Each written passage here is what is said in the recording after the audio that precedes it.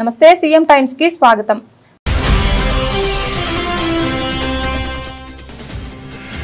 Seigniorage విషయంలో ARM private సంస్థ చర్చలకు ఓకే, లేకుంటే ఫ్యాక్టరీలు ఆపేస్తాం।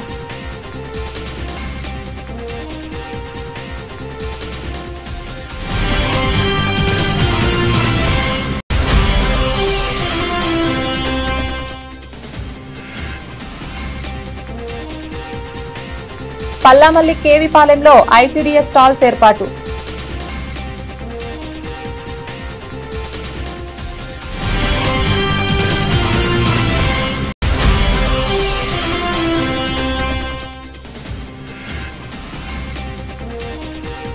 చీమకుర్తి మున్సిపాలిటీలో మొక్కలు నాటే కార్యక్రమం।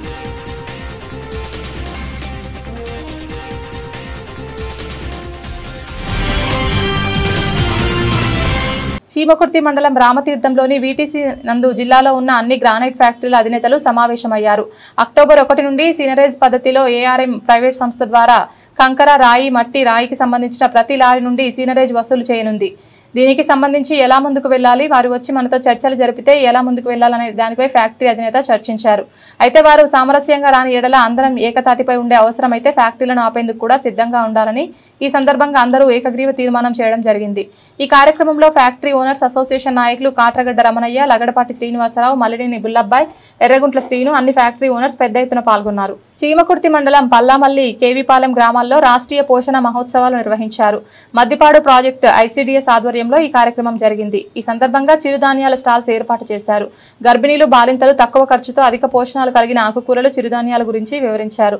ఈ సందర్భంగా హెల్త్ సిబ్బంది ఆరోగ్య పరీక్షలు నిర్వహించారు। చీమకుర్తి పురపాలక సంఘం నందు గ్రీన్ ఏపీ కార్యక్రమంలో భాగంగా పురపాలక సంఘం నందు మరియు దోనకొండ రోడ్డు నందు మొక్కలు నాటడం జరిగింది। ఈ కార్యక్రమంలో పట్టణ పార్టీ అధ్యక్షులు Muppuri Chalamayya, Maddipadu market committee chairman Mannam Prasad, Telugu Desam party నాయకులు కందిమల్ల గంగాధర్రావు, గొల్లపూడి కోటేశ్వరరావు, షేక్ జానీ, 12వ వార్డు కౌన్సిలర్ శ్రీమతి గోరంట్ల అంజని, 13వ వార్డు కౌన్సిలర్ శ్రీమతి గొల్లపూడి రమాదేవి మరియు municipal commissioner Y Ramakrishna, assistant engineer మరియు M Mariyadas, sanitary inspector D Ramanareddy మరియు పురపాలక సంఘ సిబ్బంది పాల్గొన్నారు।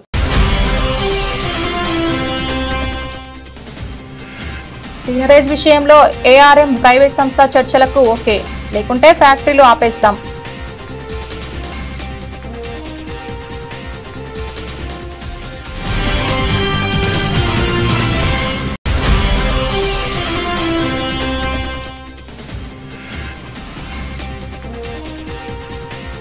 పల్లామల్లి కేవీపాలెంలో ఐసీడీఎస్ స్టాల్స్ ఏర్పాటు।